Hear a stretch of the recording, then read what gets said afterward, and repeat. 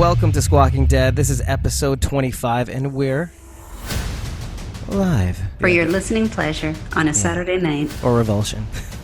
Well, hopefully not revulsion. Hopefully not revulsion, that's true. Yeah, so we're recapping episode 9, People Like Us, like you and me, Carol. Yep, exactly. I like that title, People Like Us. Yeah, with respect to the show, the context is a little different. I think Yeah, a little different. A little different. I don't know if I would say that there was all that much necessarily that happened in this episode. I feel like it was more of a setup, but I actually enjoyed it. I know there was a lot of chatter on the internet of people being sort of like, kind of like down on it. Oh, really? But, no, tell me more about that, because I have not heard much of that.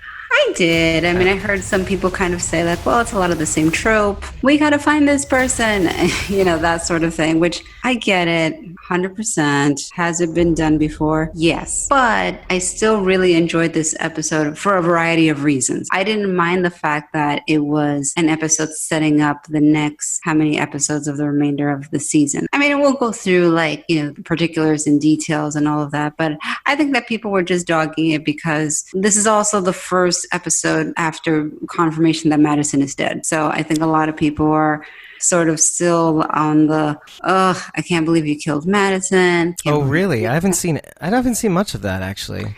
I've seen some, and I actually have a couple of coworkers that were sort of like meh on the episode also, and they saw the episode before I did, so I kind of went into it with not the highest of expectations, but I actually enjoyed it. Yeah, actually, enjoyed is kind of a loaded term too. It is. If you look at the episode on the whole, it's a lot of pacing. There are obviously some clever things that happen throughout the episode. Yes. And not to say that it's few and far between. I mean, you get the flying walkers, you get the way certain walkers got killed in this episode, which I definitely want to go over in time. But not too much is going on. You've got tiny little reveals that that if you didn't really think about it, you don't really dwell on it as much, and you don't really think about it and see that, oh wait, that's important. We should talk about that. Right. But other than that, it's as you kind of alluded to, it's kind of a setup. Yeah. We're setting up the rest of the season, and I'm glad they kind of bifurcated this season clearly.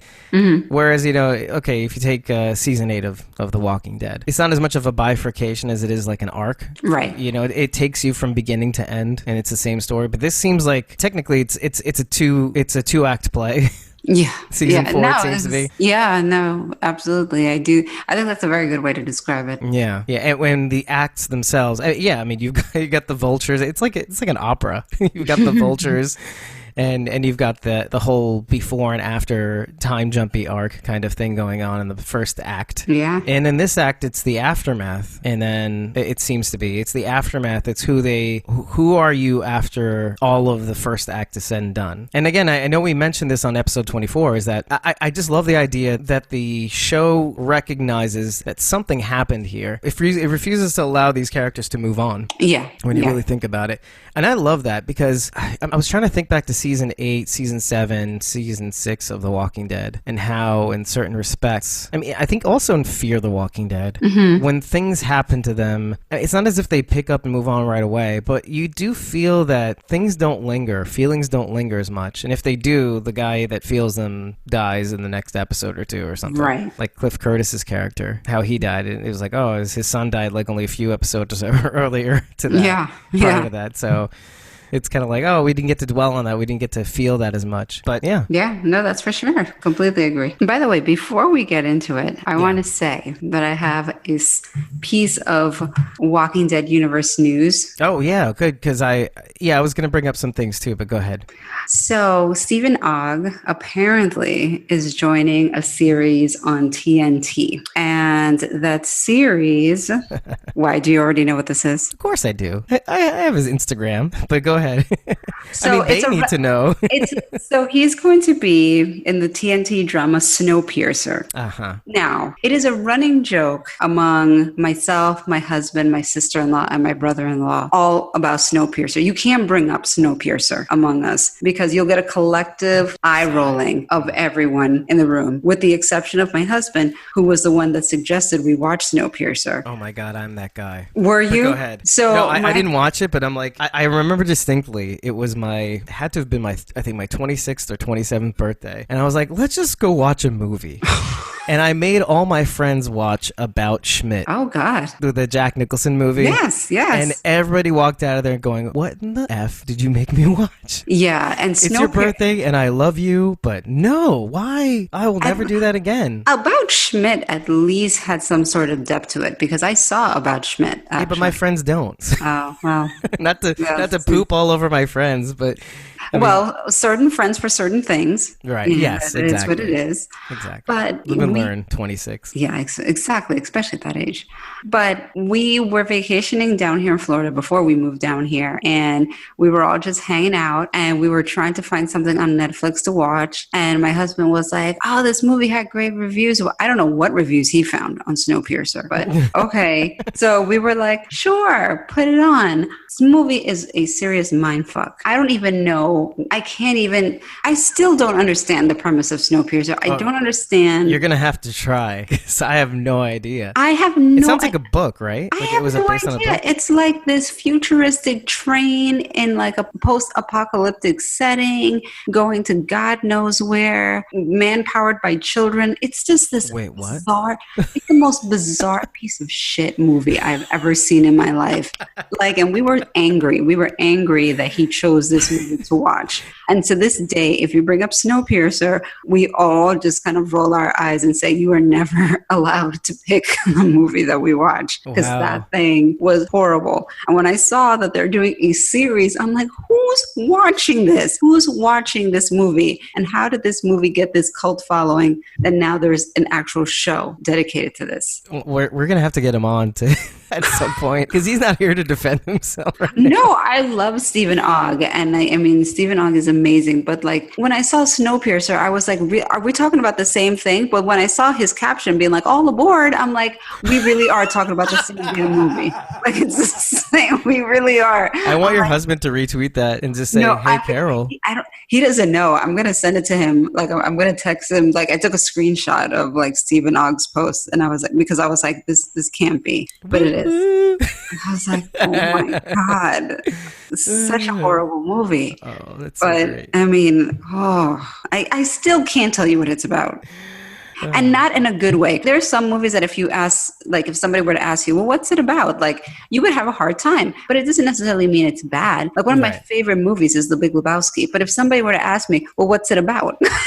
Like that is a really good question. What would you tell them? Like the only thing I could say is a guy comes into this guy's house, pees on his rug, and all hell breaks loose. That's it. You'd have to give me a couple seconds just because like how would if I never saw the movie and I came to you and I was like, well, what's The Big Lebowski about? Okay, how about this? It's a series of events in the day of a life of an aimless man who gets into something that is supposed to be bigger than him, but ends up being just another part of his daily routine. That's a way better description than mine. So I applaud you for it. But do you know what I mean? It's like there are certain movies, but I love The Big Lebowski. It's still one of my favorite movies, but it's definitely one of those movies that like it's not easy to describe to somebody what it's about. No, not at all. You'd really just have to kind of go into the character that Jeff Bridges plays, and then you start from the person, the character, and then just move your way outwards. He has a friend that blah blah blah and does this. Or my favorite character in that doesn't movie roll on Shabbos. So I can tell you all about Shabbos, and he's kind of right about that. John Goodman's my favorite character in that movie. Oh, that's really good. But yeah, so Stephen Ogg is going to be in Snowpiercer.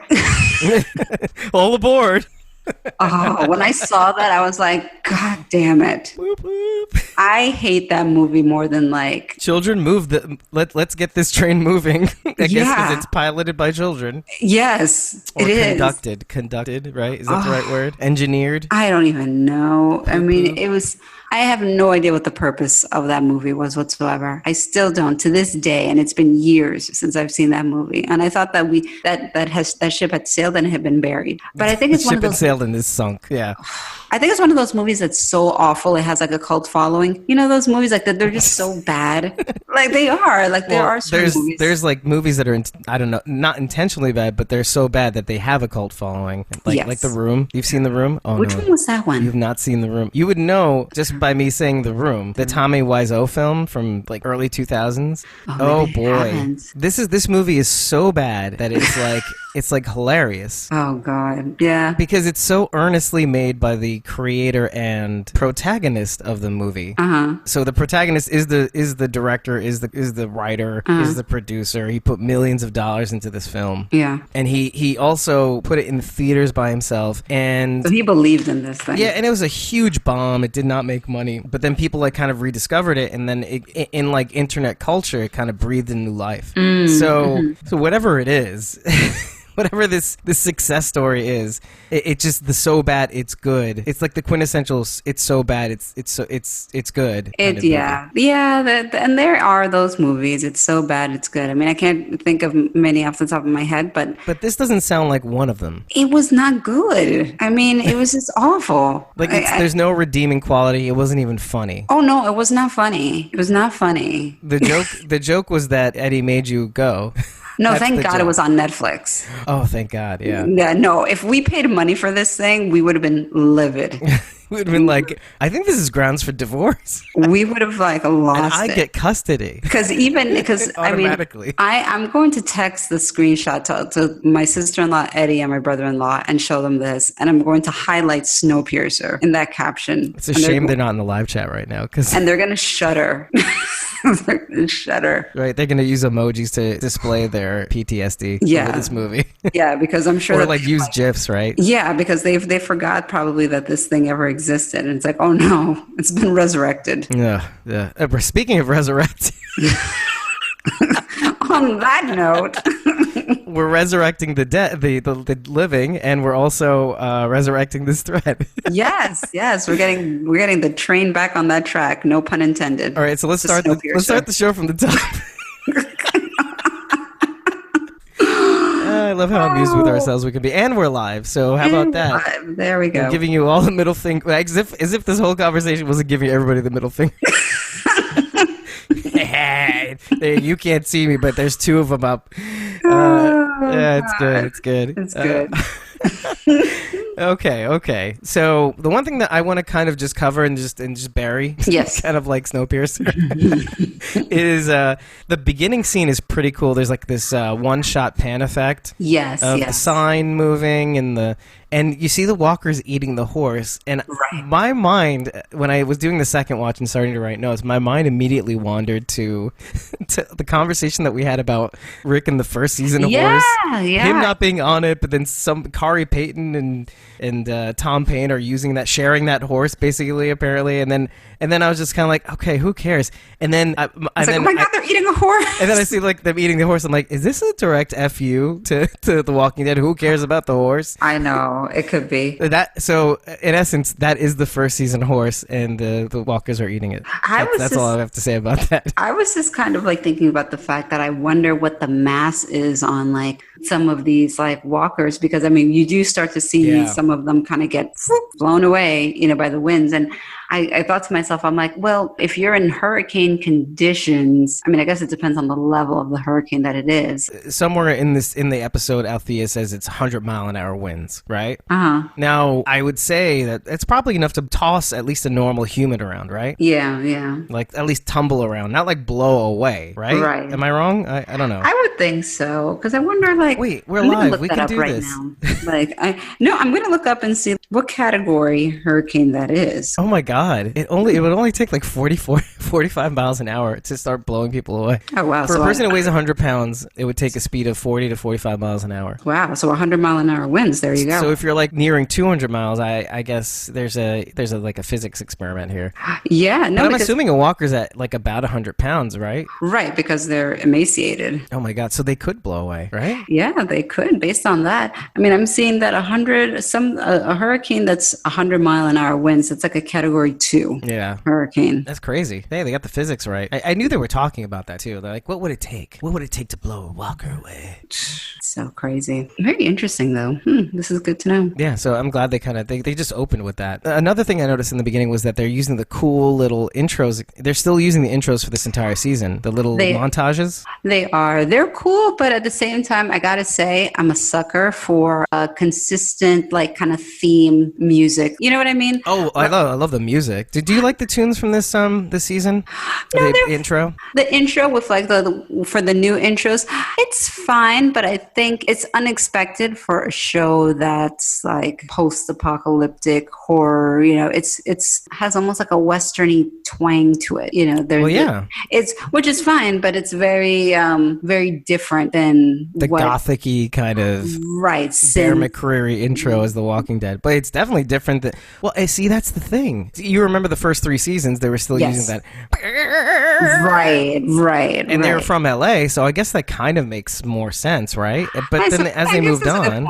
Yeah, they were in that region, and now we've moved over to Texas, so maybe. Oh my God. Like, can you imagine if they used some sort of Mexican music? How many seasons were they in Mexico? Like 2? No, like 1.5 maybe. Well, 1.5, yeah. Yeah.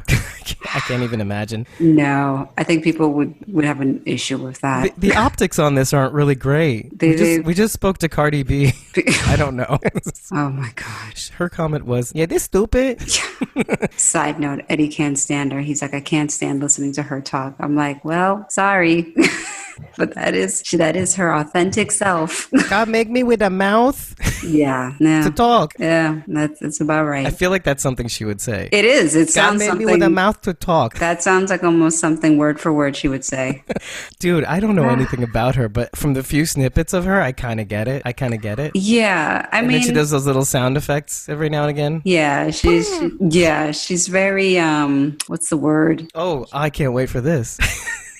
What is she, Carol? No, she's no, I was gonna say she's very descriptive, but she's no. She's very vocal, but she does a lot of sound effects, you know, for whatever reason. Where she lacks in vocabulary, she'll make up with sound effects. Right. Okay. Precisely. Gotcha. Exactly. You know, instead of saying like, okay, you know, like I got you, she might be like, bloop, you know, I don't know. Like she's your twin sister. What? I don't know. God, insane. Okay. Insane. Okay. So we got the intros. We got the intro music. Yes. So yeah, and eventually the season's gonna end, and then at some point we're gonna string together all the intros to see if obviously there's a story. It's kind of like a mini-sode. Yeah, that's the idea, right? These intro sequences. Yeah. Yeah. So the first thing that we get after that hurricane intro, we get Morgan, and he's kind of packing up. He's preparing for this journey that we don't know about. Like he's just kind of preparing a whole bunch of supplies. Right. By the way, I love the fact that we show protein bars. Yes, the peanut butter protein bars. See, we both wrote that down. I was like, throwback to Clear. It's great. Yeah, to Clear, to the joke with Michonne, the whole thing. The beloved popcorn socks are there too. I love those little like nods, you know? Yeah. I felt like when I was looking at him pack things up, there was like an element of his life laid out before him almost. You know, yeah. Between the peanut butter protein bars, the popcorn socks. I like that shot, you know. I mean, in general, I'd like a lot of shots like that when you have like, let's say an assortment of things and you take like that sort of overhead shot. And I like that they kind of did something like that because it does kind of seem like that. It's like, this is his life basically right here. Right. And it makes sense to us because when he finally says it, and he says it to Maggie, she goes, what if I take you there? What if I take you to Alexandria? Remember that whole life that I alluded to that you don't believe? Mm-hmm. Yeah, I could bring you to that life. And and it floors all of us. You don't see. Did you even have a feeling that? No. I don't think it entered our mind that Morgan would be anybody. And this is, I think, a key point because in our minds, I think we both thought Morgan was here to stay. This is where he belongs. Right. Right. Yeah. I never in my mind even considered the possibility of him coming back. Whenever there's been talk about like, oh, well, maybe the worlds will collide or whatever. Like. Oh, right. Yeah. I never really thought of the possibility of it. Kind of ended at the point that, okay, Morgan's on Fear now, and that's it. And it kind of ended there. But I never really considered the idea of, well, wait, will Morgan come back? And then it kind of blew my mind because, you know, throughout the episode, he talks about like his friend and how maybe he was right and all of this sort of stuff. And I'm just like, oh my gosh, well, how sad would it be if Morgan does come back only to come back to a dead Rick? You know what I mean? Knowing what we know of what's going to happen on Walking Dead. Which, by the way, that was Lenny James was asked, what if Morgan were to come back and Rick was gone? What would that do? I didn't get to read or see the video clip regarding this, but he had said it would literally rock Morgan's foundation to know that Andrew Lincoln, that Rick was gone. Yeah, I mean, because the thing is, like, he speaks with a lot of confidence, even when, you know, they talk about, like, you know, when he talks about going back to Virginia, to Alexandria, and they're like, oh, well, well, they might not be there. Right. He's very confident, like, no, they'll be there. He has the utmost confidence in Rick, and his crew that like they'll be fine. Yeah. So yeah, I could see how. And we agree, right? Yeah. But like if he were not to for your comic knowledge. No, well, because at this point the comic knowledge is like pointless. It's starting to reach an apex. Even like with The Walking Dead, it's starting to reach like a finite. We know things, but then after a little while, we're gonna stop knowing things. Yeah, there are certain things that like there just isn't any precedence for it in the comics. So it's sort of like, I don't know, it could go any direction. But if indeed Morgan were to go back to Alexandria, and with the time difference, I don't know. That's the thing too. But it made me think about it, because I was like, we're going into the future in Walking Dead. So what does that mean in terms of Morgan? If Morgan were to ever go back, right. Where does he appear? Right. There was one podcast that I listened to, and they made up a good point. They're like, look, Morgan could be on Fear right now, and he can be on Walking Dead, considering Walking Dead is jumping into the future. You don't know in the year's time that pass if Morgan came back and whatever. Goes again. Yeah, it's actually good for them in terms of it gives them flexibility in terms of like how you want to play this necessarily. But especially since they haven't filmed the back 8 of FTWD season 9. Anything is possible, right? Sure. Oh boy, my mind is reeling because I just can't. I think it's like to me, it's like almost a foregone conclusion that he's not going to be a part of it. That Morgan's not going to be part of TWD for like years, if not at all. And that maybe tells us something too. By the way, that maybe Fear will not ever join. Those two worlds will ever join up. I'm starting to have not serious doubts, but like this niggling, creeping in the back of my skull doubt that like these two worlds are going to link up. And if that's true, and yet they're going to be filming season 5, so is it going to be like a full 5 years in their world before they meet up again? Plus, is there going to be a crossover? Is there going to be some allusions to the video game, the Telltale game? Because the Telltale game is in the future, is in that like I think 5 years ahead or some odd years ahead. So the show is kind of catching up with the game, at least this last installment of the game, I think.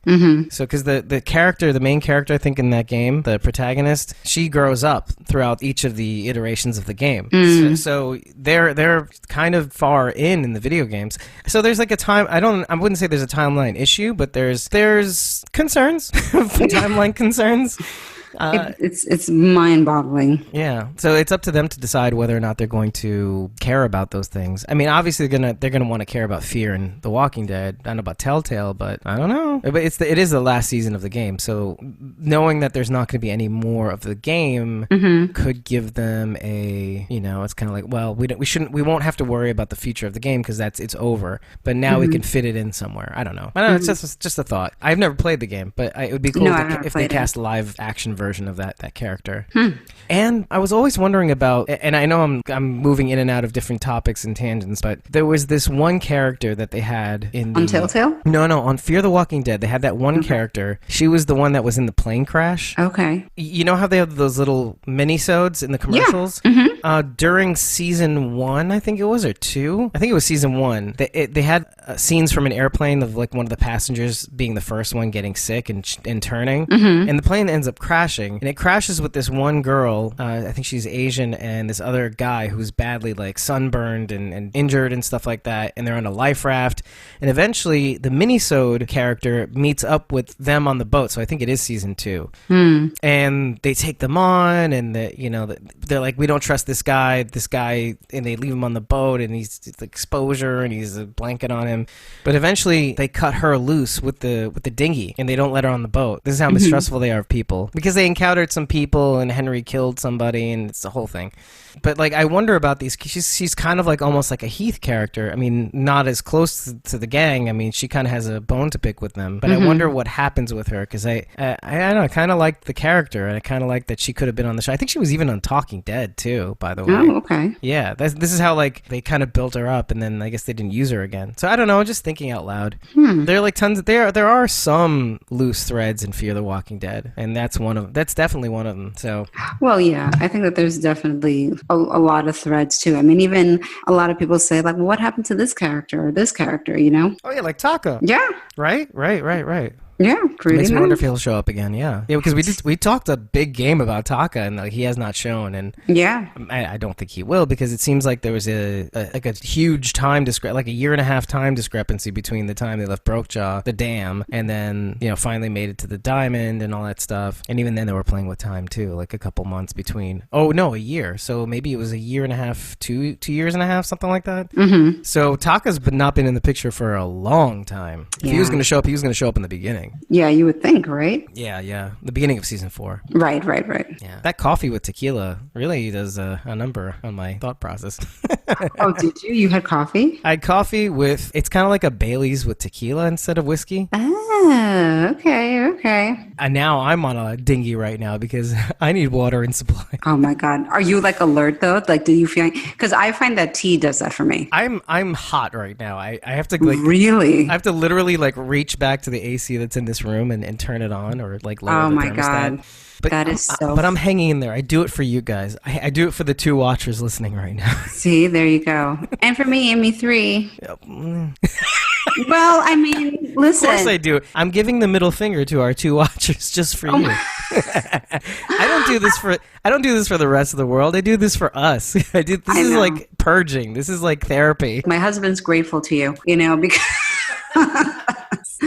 I get into it sometimes, and he's like, "Okay, that's fine." Or do a podcast, Carol, because I can't talk to you right now. It's like, okay. I don't know who you are anymore without Squawking Dead. And it's funny because my mom also she cracks me up with it, because I'll tell her when Walking Dead comes on. It's Fear the Walking Dead. It's like, sometimes like if I don't catch it on Sunday, I'll catch it the next day. I'll Right. watch it on my phone or on my DVR. To me, it's like committing a mortal sin. But what do you have? Go on.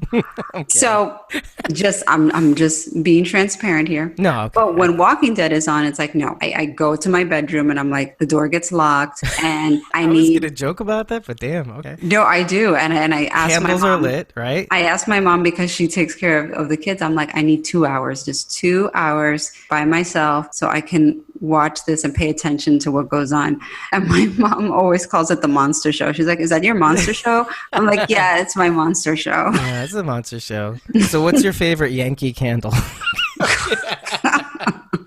So what is the Walking Dead candle for you? The scented candle? Is it lavender? Is it? There is no candle.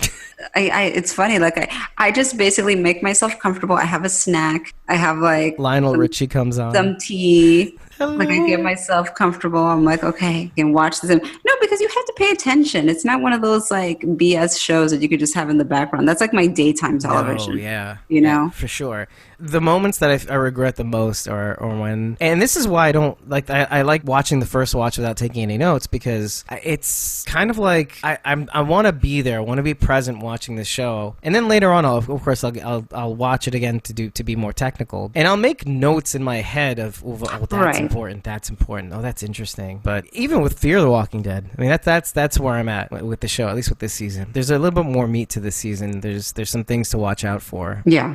For sure. So, okay, so we have the stage set up with Morgan leaving, Maggie being really interested in what Morgan has to offer, I think. Like, if there are communities, it sounds to me that, I keep saying Maggie, right? I said Maggie, not Althea. In my notes, I'm typing Maggie, like Maggie Grace.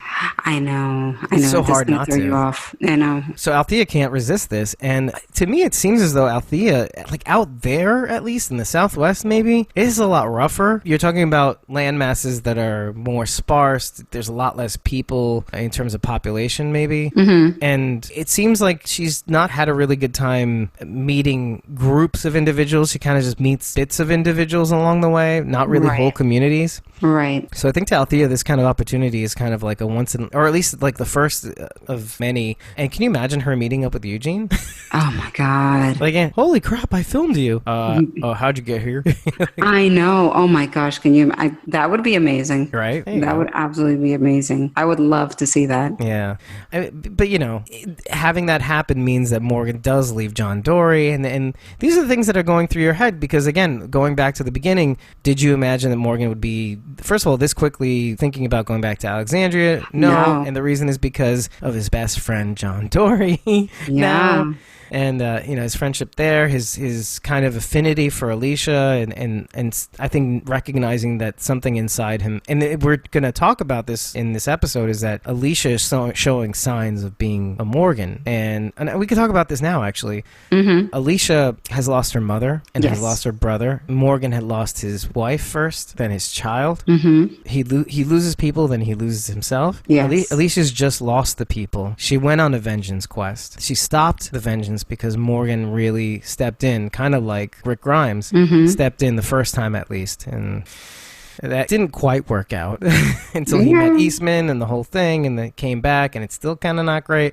But Alicia having that Morgan character really, really understand what it's like to have lost and to be able to stop her the first time. But I think Alicia's still kind of in it, and she could be what Morgan was, whom I don't really think is anymore. That's an interesting juxtaposition right there. Yeah. It's a very interesting relationship there. Yeah, what's your take with Alicia right now? I mean, okay, let's go into the story with her and the AG Lumber Company, AGL Lumberyard. Yes. Because when Morgan meets up with her and talks to her about heading out to Alexandria, you're strong, you can meet a community, you can be a part of a community with strong people. I think that would be good for you and the rest. Yeah. And she's like just waving off his offers, like somebody here needs help now, and she's seeing the notes tacked onto the bodies and explaining it to Morgan and everything. And so to me, it looks like a lot like, look, she just lost her mom just after teaching her to bring people in and save people and stuff like that. I think she just wants a win. You ever get into that thing where nothing seems to be working for the day, and you want to just at least end off the day at your work day, right? With just like, oh, can I just get one win and I can go home and feel okay? That sounds like last week. Sure. It's like me, yeah. Yeah. That sounds a lot like what she's going through. It's kind of like, I just need to first of all, she needs to make up for, I think there's a part of her that's almost regretful about the vengeance quest. Do you know what I mean? Yeah. I mean, I think it made her lose her brother, I think that she's trying to figure out her place in this crazy world. And she is trying to figure out a way to kind of determine, like, what's my purpose here? I lost my mother. I lost my brother. Where do I go? Like, what do I do? What does it mean? Yeah, where does she go from here? Side note, I gotta tell you, I would be 150% stranded Luciana. Really? Okay, let's talk about that, because... Dude, Luciana was basically doing what I did all throughout high school. Wow. Laying around. The only difference is that I would have headphones plugged into the radio system, listening to music. That was all I did. I mean, I studied too and obviously did well. But what I'm saying... Architects, what? But what I'm saying is that, like, if you came across in this post-apocalyptic world a freaking Texas mansion, which is like a mansion times 10 because it's in Texas. Yeah. It's like a freaking compound. There's a cellar with alcohol. There's like a plethora of records. You know what? I guess this is where I'm at. This is where God led me. This is basically where God led me, and I'm just going to plant my flag here, and that's it. Yeah, I can see what you're saying. There's a lot to talk about in that respect, because regarding Strand, it seems to me like they're falling into these their old habits again. Yes. Strand with the boat was called, what's this boat called? Alice, I think? It was called Alice. His yacht that they were in season 2 on. And that lifestyle and having these backup contingencies, like going to Tijuana and meeting up with this guy, and they get to the guy and they find out he's dying, and Strand has had to kind of get beaten down again and again and again. And you're talking about a guy who's been a con man. He's been hustling his whole life to kind of get to where he is. So all his life has been hustling. And so it was hard enough work to change who he was to be that good guy that burnt his hand in the fire, saving his friends from the oily burning walkers and stuff like that. It took a long time for him to get there, to get to that point. And I think losing Madison, his impetus for being that person, and and it's something that Ian Goldberg brought up in Talking Dead. He says revenge is what binded everyone together. So you have to remember, after the diamond fell, Madison died, their sole purpose was to get revenge on on the vultures, basically, for putting them in the situation where they lost their friend, their mother, and June, by extension, Charlie for killing Nick. Right. That whole thing. Once that quest was over, I mean, they killed the vultures really quickly, but it wasn't enough for them. No. If you think about it. Because it doesn't bring her back. No. I mean, it's a hollow victory. No, very hollow. And so once they decided to put their guns down, they sat by the fire, and you couldn't really tell immediately on episode 8 where things were going to go. And I was almost kind of like, is this how easy it's going to be? And then we find out in episode 9, it's not going to be easy at all. The outside world is reflecting what's going on inside with this hurricane coming up. It's like the truth is coming out, and people are dealing with consequences in the middle of this violent storm. Yeah. So Strand falling into his old habits is kind of interesting, because every time he does this, it just, I mean, from the dam, the whole thing with the dam was him trying to control a situation in his old way, his old con man sort of way, in order to secure the future of him, Madison, her children, etc. Because he loves Madison, but he wants to use his old world talents to kind of influence the future. Right. And in the end, it really caused a lot of problems. And even though Madison forgave him, he knew that he's got a lot to make up for. Yeah. To be a decent person. So yeah, it's they're licking their wounds. I mean, essentially, they're rudder. It's like Ian Goldberg said this also. They're like rudderless. They just no direction. And where Alicia could be stepping in and giving them that direction, being the Madison, being the strong one, she's dealing with her own thing. It's just a mess. And it really does, this is really like a Morgan episode, though, at the end of the day, I feel. As much as a lot of the acting chops goes to Alicia and Strand, Morgan is the key to the future of this group, I think, at the end of the day. Yep, I agree. Yeah, because I mean, it seemed, and Alicia has the line, essentially. She's basically saying, you could stay too. You could help fix us too. Why do you feel like you need to leave? Why do you feel like you're a part of this group too, and you're leaving? That's the problem with Morgan, though. It's like, I feel like he builds these relationships and then he runs from them. I'll make friends and then I go away.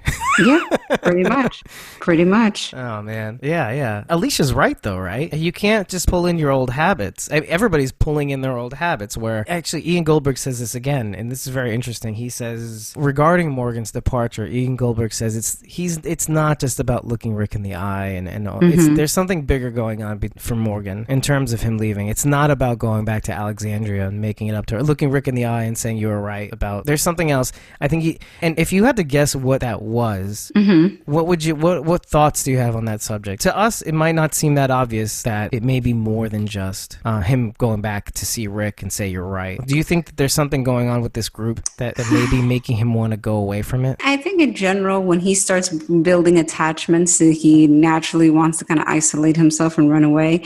I don't know necessarily why he wants to do, but it doesn't seem like he wants to run away, like he wants to go back. Like, it's not just sort of like, I need to be alone from society. Like when Carol was on that kick and she was like, I can't be around people, like, all that. And she just wanted to be alone. So it's not necessarily, it doesn't seem like he wants to be alone. He wants to go back. So I don't know if maybe seeing all this kind of makes him wistful of like the bonds and like the relationships, like values that relationship more, seeing how crestfallen they are over losing Nick and losing Madison. Maybe it kind of makes him think, like, I really care about those people, maybe I shouldn't take them for granted. Maybe, I don't know. He's visiting each and every group who don't live all together, by the way. I thought that was very interesting too. I'm just like, why aren't we all hanging out at that compound? And it becomes very clear near the end of the episode why. Yeah. And Charlie. Exactly. I'm so glad you're on the ball. Yeah. No. I mean, I get it. Listen, I get Charlie it. killed Nick and we can't get over it. Period. It's understandably so. I mean, that's kind of a big deal. So I get it, which is a shame because that compound. Just saying. Like, I would be like, sorry, kid, but this compound's a pretty good deal. Yeah. Well, I mean, I don't think they would let her live with them anyway. No. No, they wouldn't. But Strand, that's the Alicia, thing. and Luciana. If Luciana killed my boyfriend, Strand killed my friend, Alicia killed my brother. Yeah. It's just yeah. a no. It's like there's just you can't do anything about it. No, It's a no. vote but of no confidence. No, but I'm just saying it's like if I were Althea, John Dory, and June, I would kind of June question mark. Sorry. June, question mark.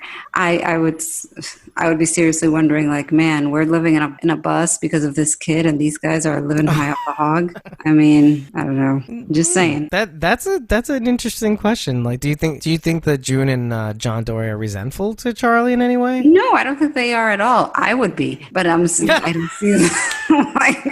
I'm saying I would be, but like, no, they're not. They're better. So if it was you and me taking care of Charlie, you'd be like, fuck this kid.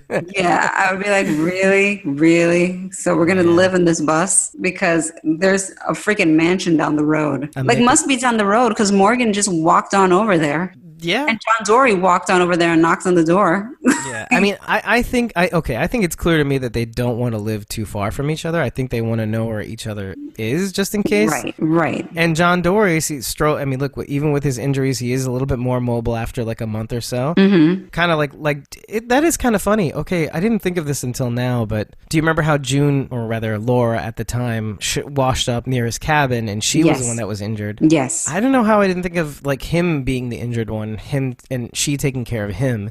I didn't think about that, but you're right. That is a good point. How the tables turned. Yeah, I don't know what it's like so obvious, and yet like there's something to that to him being the injured one, she taking care of him, and yet she is asking the question of did he fall in love with me because I was being the Laura, I was being scared, I didn't want to be attached to anybody because I was running away.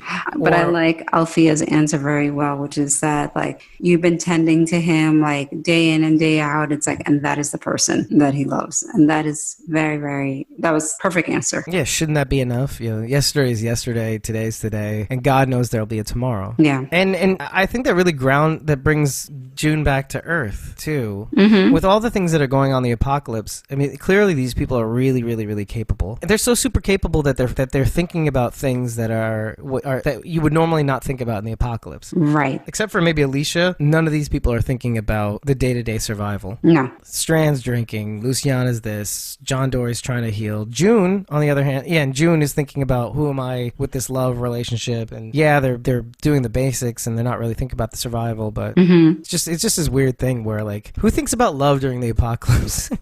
No, it's a luxury. Yeah. It is a luxury to be able to even consider something like that in this state. Yeah. I wanted to talk about Charlie a little bit though too, because there's something there. She's not talking. No. And you can easily see why. When she was talking, she was kind of trying to manipulate the group in the beginning half of the season. Right. So there's something about not talking because maybe she's afraid that, I don't know, maybe she just doesn't want to make them upset, doesn't want to make anybody upset anymore because she did so much harm to the group. We don't know how she feels. We don't know where her head's at. We don't know if she is resentful of them and that she couldn't necessarily be there to protect, what's his name, from the vultures. Ennis. She cared quite a bit for them. So you don't know if she's mourning her own loss. Who knows? That's true too. I didn't think about that. They could be mourning Madison and Nick, but she could be mourning her own loss of them. That's true. We don't know. But there is like a telltale sign. And I'd always been struggling trying to think of whether Charlie really cared about the group or not. Because at the end of the day, she did two things. One, when Charlie went back to Mel, you weren't really sure if Charlie was just kind of giving them the finger. Did she really care about the group, even though they were so good to her? She did give the book back, that whole thing. Little Prince, yeah. Yeah, so, which is very interesting. She turned them down every corner. She shot Nick after Nick killed Ennis. So it's hard to think about what she really thought back then. It is hard. But then you have this scene where John Dory's trying to take care of business after they play Scrabble, and she kind of takes the opportunity to slip out. And she takes the little prince with her, and she brings it to the McMansion that Luciana's staying at. Right. And Luciana's alone, and she wants nothing to do with it at first. Right. But Strand is out with John Dory trying to find, they're actually trying to find Charlie, actually. Yeah. Right? And Charlie slips into the mansion. She leaves the Little Prince book with Luciana, and Luciana has this interesting reaction. Well, obviously she comes in at first, and yeah, like you said, she's like, "What are you doing here? What do you want? You know, I don't want you here. You know, what are you trying to ruin now?" You know, right, right. I think she says, like, "Haven't you done enough?" Right, haven't you done enough? Exactly. But inevitably, once she sees the book, she decides to go after her too, Right. which frustrated me because they left the door open. I was like, as a New Yorker, I'm offended by this. I am. I'm like, you can't just close the door after you. Just shut the door. I'm like, now it's been breached, and now there goes the McMansion. So it's that part of you that wants to stay home and just listen to music again. Yeah, I totally. You personally? Would. I personally would have been a combo of Strand and Luciana. I would have been in the cellar and with the records. I thought it was a very well done scene when like you do have this walker that breaches the security and gets in, and like Strand notices it. And it's like coming up behind Luciana, and you get this shot, and you just see Luciana just kind of in her world, like just swaying to the music, while Strand is like trying to kill this walker like behind her. I thought that was awesome, just because she was in a zone. When Denai Garcia explains that scene, it's just the most hilarious thing, because she's like nodding her head with the music and like side to side and all that stuff. Mm-hmm. But she's explaining there is no music. I'm pretending to nod my head side to side, pretending to ignore whatever's going on behind them, while the cast and crew are in front of me, filming me head on, and they're kind of trying not to laugh because of Strand. It's so ridiculous. Yeah. It's just the acting process is just so funny. It is. It's hilarious. But I just thought it was so funny because she was just like swaying like to the music. But I can see why she would leave the door open and all that stuff too, though. If you think about it, like, you look at these rudderless people. They're having a hard time. They're not doing well. And the second you find something to latch onto, which I believe Luciana has found when Charlie leaves the book, I think Charlie leaving the book is kind of like let's say a cry for help for me. Like, oh, this isn't me trying to F your life. Charlie is saying this with the book. This isn't me trying to F your life. This means something. I'm sorry what I did to you. I think that was her message the first time around when she dropped the Little Prince book off. It's like, nothing personal. Mm-hmm. I appreciate what you did for me, but here, I wanted to personally give you this back to you, that sort of thing. I think in this case, she's doing the same thing, but it's kind of like, I'm sorry I hurt you. I didn't mean to. I don't deserve this book. And I think this is a cry for help. Or at least her way of saying, here, I know you have no purpose, but maybe you can read this book. Yeah. And you can see that you're the one that's lost. And you know, like, maybe I care about you, that sort of thing. Or, by the way, it could also mean that she read the book, and this is her way of thanking her, saying, I read this book. Here it is. I had it on me the entire time, that sort of thing. Because you have to remember, like, the stadium went down in flames. So where did she get the book from, right? Mm-hmm. Mm-hmm. Right? Yeah, so she had it on her all along. Right. What Denai says about that book on Talking Dead, she says, Charlie is trying to save Luciana with the Little Prince, just like Luciana was trying to save her back there in the stadium. Right, right. So and I think that was like a kind of like lights on moment when she gets the book and she runs out. And she doesn't care. I think she just kind of runs out barefoot. I don't know. She? Yeah, she just kind of runs out there trying to find Charlie in this storm. Wow. If I remember right. And I think that's kind of interesting because I think we're used to seeing Alicia and Strand kind of be the one to get into action, whereas Luciana, we're kind of, I think for her to come online first and wake up and find purpose again, I think that would be kind of cool to see her rally everybody else. Right, right. I always feel kind of nervous about Luciana because her character's always been on the kind of outside sphere of everybody else. Yes. They kind of just brought her into into this season. Like, where did she come from? I thought she was gone. Right. Remember That's when what I was kind of confused? Everybody was. So to have her have like a little bit more importance, a little bit more prominent role maybe in getting people back together, I think that'd be kind of cool. It'll be interesting to see. Okay, so here's a couple points that I kind of want to hit on. While Althea, I was about to say Maggie again. Althea and June, they're going out and they're trying to, what were they trying to do? Why did they go out again? They went because basically they saw like walkers washing up on the river. And so the concern was that there was something going on, and that's what was causing this influx of walkers coming down. So they went to basically scope it out, realizing when they get there that it has nothing to do with that. It's this storm. They see the migratory birds and stuff like that. They're like, I ain't no migratory birds. So creepy. That is really creepy. Because now I know that birds, when you see animals start to do that, like, shit's about to go down. I put my ear to the ground. Storm coming. Like yeah. Yeah. It's no joke. But yeah, something happens along the way. Now, obviously, we already kind of got into the discussion that she has with Althea about who she is with John. And I think all of them are really having this conversation in different formats. Strand, who am I? What is my purpose? Is my purpose to just be blitzed out of my mind, drinking every day? Is this the way it's going to be? I think this is what he thought it was going to be when stuff started going down, like him on the boat, right, out there on the water, and then not a care in the world can go to hell. And he's falling back to old patterns. But I think everybo's more or less asking the question. Even Luciana asks Strand the question when they're patching up the fence. She's like, is this how it's going to be? Is this how... Is this it? Is this what it's going to be for the rest of our lives? And he's pretty much like, yeah. Yeah, while I figure out this question, I'm going to get bombed out of my brains. Yep. Yeah. It's kind of like a purgatory, isn't it? Kind of. It's neither here nor there. Yeah, exactly. Neither here nor there. They're living in this lap of luxury, so it can't be that bad, but they're kind of living under this wallowing sadness kind of thing, like, and all in the while having no purpose. It's kind of like they lost their compass. You know, their center cannot hold, and they can't. When you lose essentially your leader, the idea person, and you're just kind of following her lead, and because, I mean, these people were also self-improving while being led towards this kind of interesting future. So when you lose that, what happens? Mm-hmm. When June and Althea are on the road, they see something. They see this box. And I think this box has more significance than what we think. So the box has this thing where it says, take what you need. Yeah, which was very intriguing to me because I'm not sure what this is leading towards. Toys, which is weird. MREs, protein bars, and water. So like, is there another benevolent traveler out there? In the Walking Dead universe, you have to look at everything with a highly skeptical eye.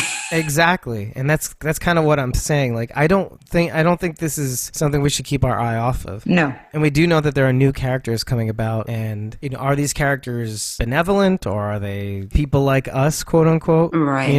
That Strand says, yeah. Trying to trick people. But like, that's the thing, like, could there be other benevolent people? I don't know. I mean, especially meeting the vultures, that was bullshit right there.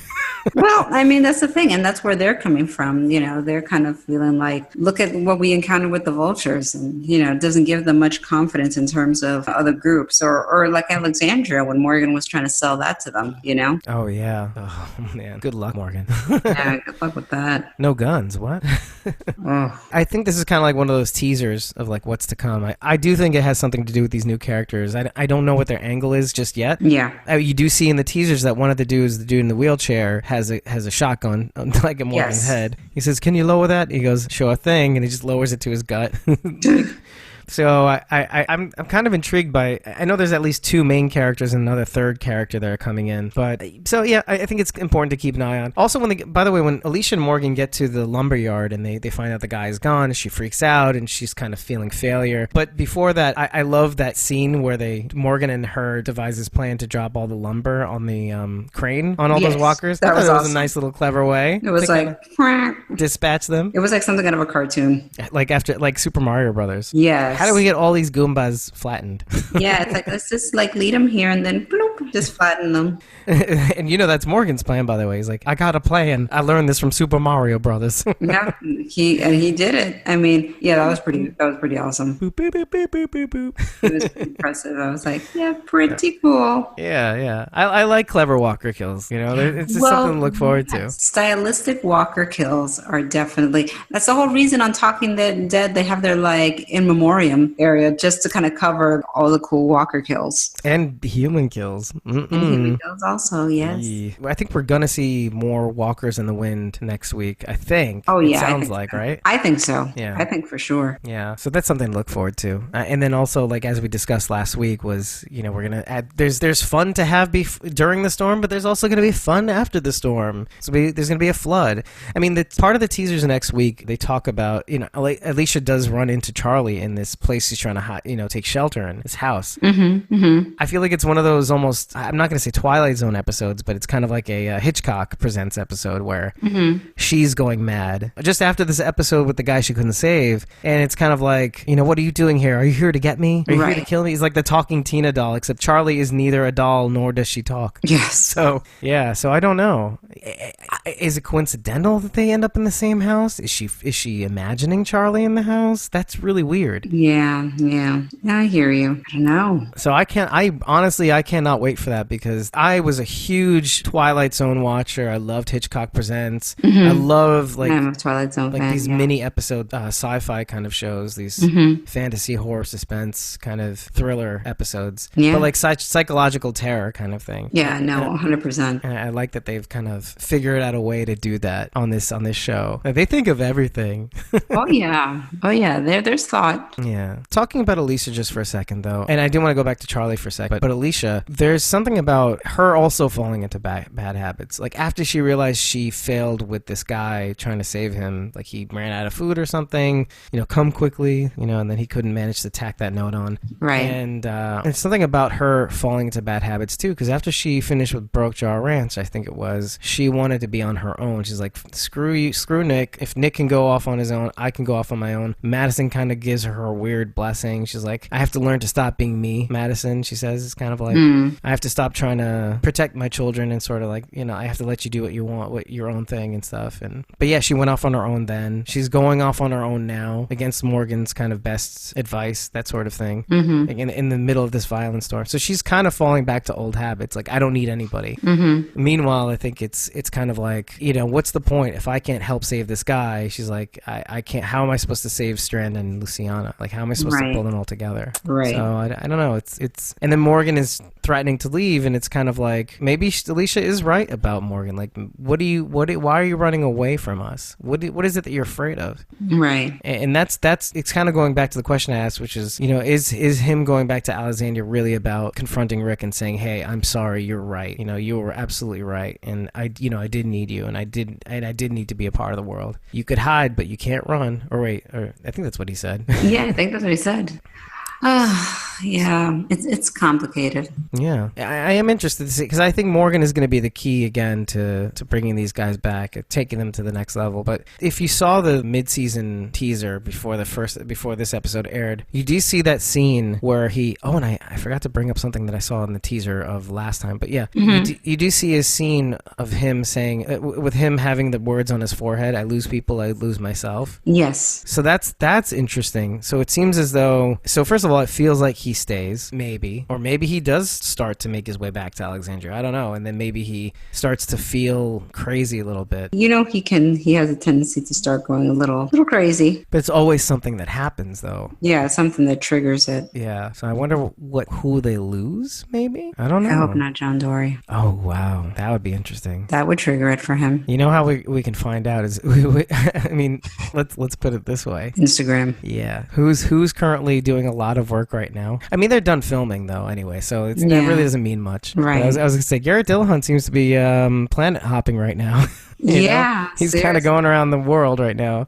Yeah. Filling his life up with work. And they know that season 5 is going to film at some point. So yeah, exactly. It's just a matter of when they start shooting and whether Garrett Dillahunt is still hopping around the world, and then we'll have the answer. Right. Wow. I would hope not. That would break my heart. Do you think June and John Dory, do you think the idea that John had about going back to the cabin, was that a good one, do you think? Because throughout this episode, we're talking about old habits, right? Mm-hmm. And June was saying about, I don't think that's who I am anymore, and will he be in love with the person I am now? But I think you can accuse John of doing the same thing. Now, maybe the cabin was who you were, what you needed to get away from society, right? Because of the thing that he did with the robber. Mm-hmm. Is that John Dory anymore? Probably not, but it's all that he knew, So, I mean, he automatically kind of defaults to that cabin. It's my personal opinion. I feel like he just kind of defaults because it's all he knows. Do you think it's a good plan? Obviously, like, that cabin was not immune to attacks, clearly. Right. So from all the trash washing up. Right. I don't know if it's the safest place to be, but at the same time, where is it safe? I don't know. I wonder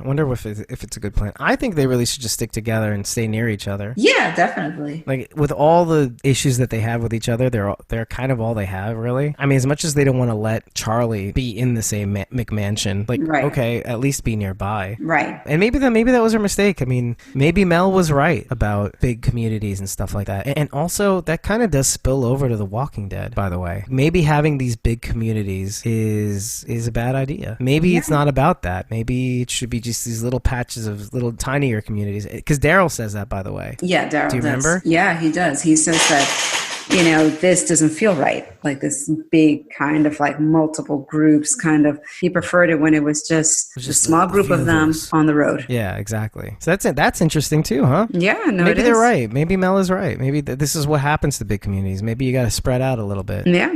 That's interesting. Maybe that's a commentary on The Walking Dead too. Yeah, something to consider. It's a good setup episode. Let's put it that way. I think so. Yeah. And then from there, they can just jump up and do like crazy things, like which obviously is going to be happening with Alicia and Charlie next week. Little Hitchcock Presents episode in my mind. Definitely. I wanted to talk briefly about Chris Hardwick's tearful return. Well, I want to get your impressions on that. I thought it was very heartfelt. Did you feel something? Did you start tearing up too? Well, I don't know if I teared up, but I did think it was very heartfelt because I think it was very well said. The way he delivered his, and I think I saved it actually. I want to say I'm so appreciative to be standing here right now, and I want to thank you, the Walking Dead community, for all of your support these last couple of months. I've said the following words a million times, countless times, and yet I've never been more thankful than I am at this very moment to say to you that I'm Chris Hardwick and this is Talking Dead. And I think that's a pretty good intro. I was like, wow, that is, very compelling because you kind of take things for granted. And I think that this experience, whatever happened with this ex-girlfriend, obviously wasn't substantiated enough to the point that they could really do anything about it. There just wasn't enough there based on their investigation. Based on the investigation. From what I'd heard about what was it, Lombard and Lombard that conducted the investigation, is that I don't have definitive proof that this happened because I hadn't read definitive proof, but it seems as though when they confronted Chloe Dykstra about this, that she refused to cooperate with them. Mm-hmm. Which, and again, see, I rarely give my personal opinions on something when it's even me personally talking to somebody, so I don't have any commentary on that, and I won't. But what I will say is, what it feels to me is that maybe as a result of the investigation, maybe the result of AMC's decision, let's say as a result of the investigation, is that we got an eyeful of a relationship that was not good. Right. And in the court of public opinion, the verdict can go any which way. And I can see that, and there are clearly people who left the Talking Dead crew. Mm-hmm. I read about that. From a producer, I think at least a producer and a handful of crew members. Like really not that much, actually. No. But a lot of those papers that kind of like to blow things up say, a large handful. It was like really like, it was, I think, like 6 plus a producer. Yeah, I mean, it's in a crew of like hundreds, maybe, or 100 or so. I mean, it's like, come on. It's like a small percentage, but regardless, it's kind of like I can easily see people still being kind of upset with Chris. I'm not one of those people. I'm not. I judge on evidence. I read everything, and it wasn't good, and it just felt like heartbreaking. And at the end of the day, Chris chose not to say anything, and he seems like somebody who is very conscious about, at least now, let's say now, he's very conscious about the way people live their lives. Don't text. Remember that every time he ends the show, except maybe this time, I don't remember if he did that, but don't text and drive. He's really conscious about the way people live their lives. He wants people to be safe. He wants people to be happy. Maybe that wasn't always the case. And if you remember, Chris Hardwick was it the fat guy and the little overweight chubby guy in what was that show that was on MTV? Yeah. Oh, what? Singled Out is a dating. Singled Out. That's what it was. Yes, it's a dating game show that ran on MTV from 1995 to 1998. The original hosts were Chris Hardwick and Jenny McCarthy. Go figure, huh? Jeez. look at the way their careers ended up. I mean, that's really weird, isn't it? If you want to compare, one became like an anti-vaxxer. And the other, we're not even going to go there. we can't. It's not in our sphere. It's not in our sphere. And look what he became. I mean, he became like a nerd comic. This really high profile. He founded Nerdist, which is all about nerd fandom and stuff like that. And then he found a niche. Yeah, and he became the host of Talking Dead. Yeah, and it's kind of like strides. And look, obviously he's evolved. He looks a lot healthier. If you look at pictures from Singled Out, I know. You see it too, right? I always regard him as that. that. Wow. And again, it's not like to knock people that are overweight, but it's just kind of like he was a very self-deprecating person. In any one of his appearances, he was very self-deprecating, and it was funny, but it was also kind of like, okay, I get it, okay. And then to see that he's like that in real life, in not the most flattering way, it just seems to amount to prosecuting him for being for those two not having a great relationship. But she obviously isn't immune from that, by the way. Right. And I mean, it's one of those things that I've always said. They both had issues. There is a fine line between being an asshole and being a sexual predator or a rapist. Yeah. And we have to kind of discern between those descriptions. And it's very, very critical that you do, because you don't want to torpedo someone's life and career and friendships and relationships in general over pinning some sort of moniker on them that may not be really reflective of what the case may be. Or them as a person on the whole, too, by the way. Right, exactly. So at the end of the day, I was one of those people that was really, really hopeful that it was going to work out in the way that it did. I was already anticipating it wasn't. Yeah, me too. Thinking, okay, Yvette Nicole Brown is going to be the new host, and that's what it's going to be. So I was actually kind of surprised when it came out like, nope, everything was cleared. He's back. Clear. Clear. Morgan cleared it. Yeah. But I mean, but I'm glad it did. And I thought that it was very heartfelt. I thought that he's very, very appreciative of being back. I think he's very, very appreciative of the support he's gotten, because he did get a lot of support. There were a lot of people that were in his camp in terms of just regular fans. So it seems clear just from the intro. And by the way, I even noted when he was going to commercial, I could easily see him taking those words for granted, by the way. Mm-hmm. We'll be right back. Mm-hmm. Those words, we'll be right back. You could see him pause, or just appreciate in his eyes. He's appreciating those very words. He's very appreciative. You can see that. We'll be right back, including me. You know what I mean? Yeah. No, he's very appreciative of being back in his role again. It's abundantly clear. Yeah. It's very, very clear. And I think it's very sincere. I'm glad we spent a little bit more time on that, because I feel like we needed to give that a little bit more clarity. Because I wrote in my notes, it said Chris Hardwick's tearful return. I was like, let's spend a little time on that, because I definitely did feel the weight of probably what was going on throughout the entire ordeal. Yeah. What he must have been going through. Because I feel like I've kind of been there, not exactly there in different iterations. I've had messy, in what sense? I've had messy, I would even classify abusive relationships. Mainly one, but it's this whole mess of things where you've divulged certain things about that relationship to best friends, and then those friends end up, after this messy ass breakup, they end up still hanging out with them, and there's like this, and that's like the least of that. And when you feel like you don't have anybody to turn to, when things like that happen, it's like, oh my God, my best friends are still hanging out with this person. I'm here alone. I'm staying at home alone when they're like going to parties, and you see pictures from those parties on Facebook or something. Like, it's kind of like this real, to magnify that by 1,000. That's Chris's, and they're posting that stuff online. They're in her corner and all that stuff. They're kind of like, I know I wasn't an angel during this relationship, but like, this could really seriously mess up the things that I worked really, really hard to build. I'm being prosecuted for my personal relationship with this person who wasn't perfect herself. Right, exactly. As much as I think she did reveal her position many times. She explained where she was coming from. She had issues. She had, I'm not I'm going to go into all of it, but it's clear that she had issues of her own that she was tackling with. And so his issues and it just seemed like two people that had their own types of personal issues being together, and it wasn't just wasn't healthy relationship for either of them. They just needed to be not with each other, and then that thing that was already bad that they both went through together, and they finally broke off. That was hard enough, but to have that spill over into what you tried to accomplish on your own, that's the thing. A nightmare. We as people go through these things, but it's not put on the public realm and magnified, with a spotlight for everyone to judge. And meanwhile, they had to go through this very, very public ordeal. Right. The thing that they already went through, they have to relive again. Right. And not only that, based on the public opinion, basically, the judges of public opinion, that is the measure of at which you get to keep your career. And that's crazy to me.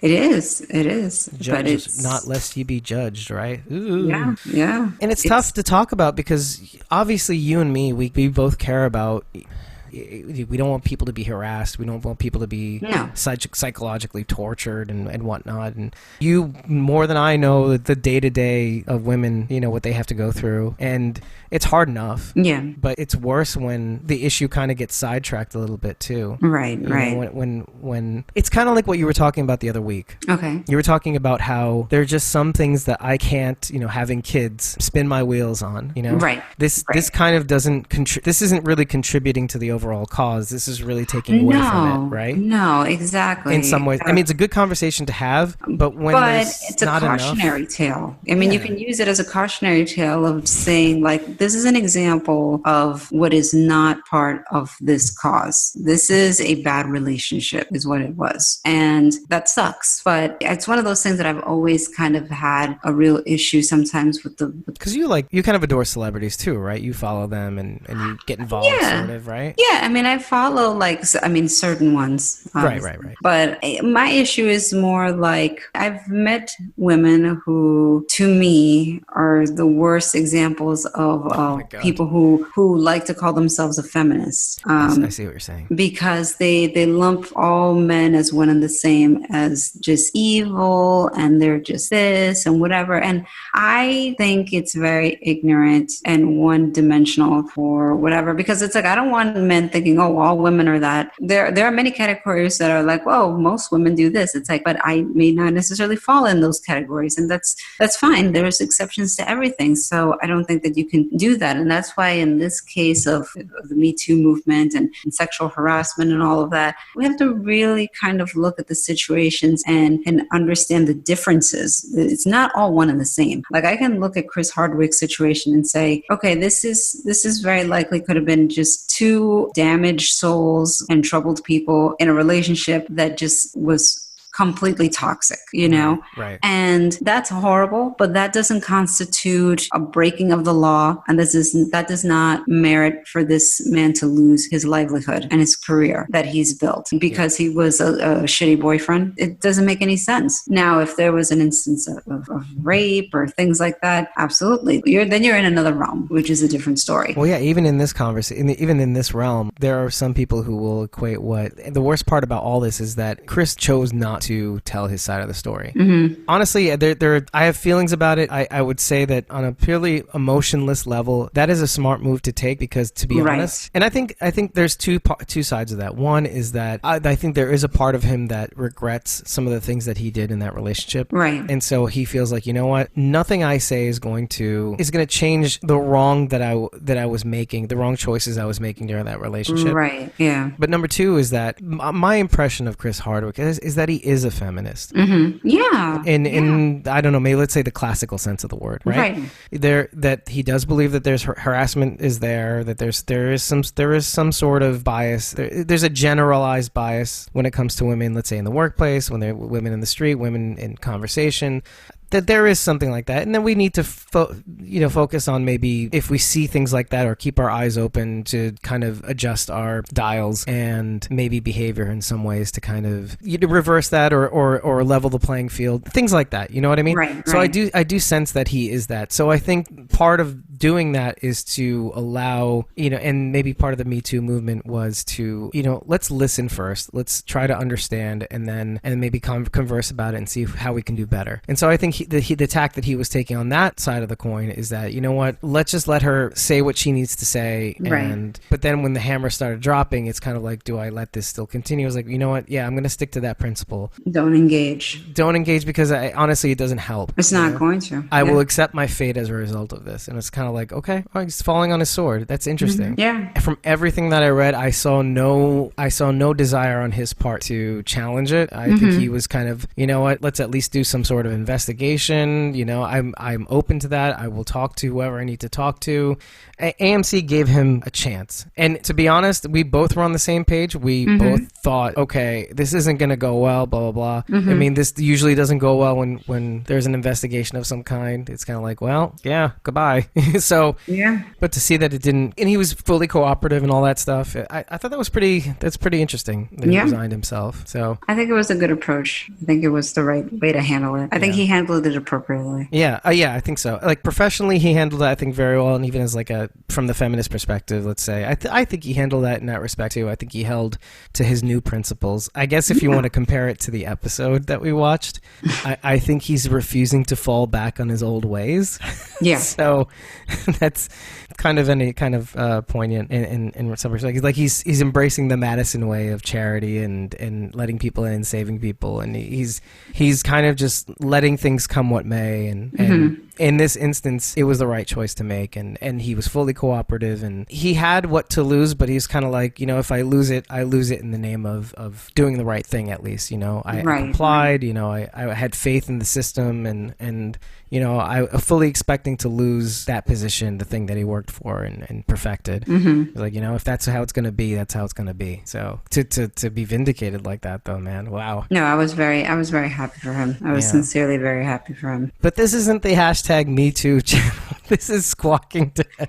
I know, but we cover so many topics. I mean, because listen, Walking Dead isn't just a bunch of zombies. I mean, it's a lot going on here. It's reflective of today's world. Yeah, exactly. I mean, from our first few episodes where we started tearing apart season 8 of The Walking Dead, we were already comparing it to politics, to what we need to do as people to get together, to let it go, to have conversations, to not stick to our tribe, and to really start. I mean, we can disagree with each other, but at the end of the day, we have to live with each other. Yep. And we've been taking these lessons, harsh as they are sometimes, that we have to kind of bring to our own lives. Yeah. If that's not a good note to leave off on, I don't know what is. I don't know what is.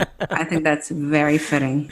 So how about with that, everybody? I think we're going to call this an episode. I think so too. I think I'm ready for the next episode. See what comes from Alicia and Charlie's confrontation. Yeah. I don't know what to expect, to be honest. Don't know either, but I'm looking forward to it. Yeah, same here. I think there's only action from here on in, and maybe some comedy. Thank you, Mo Collins. Yeah, I know. It's a moment of levity, right? Yeah. I can't wait for that moment to happen. Maybe this episode, maybe the next one. I don't know, but I'm on the edge of my seat because I don't know what's going to happen next. I know. It's like I don't know how this is all fitting in, but I'll be very curious to see. Yeah, same. And I think with that, everybody, we'll catch you next week. Awesome. See you all next time. Thank you for joining us.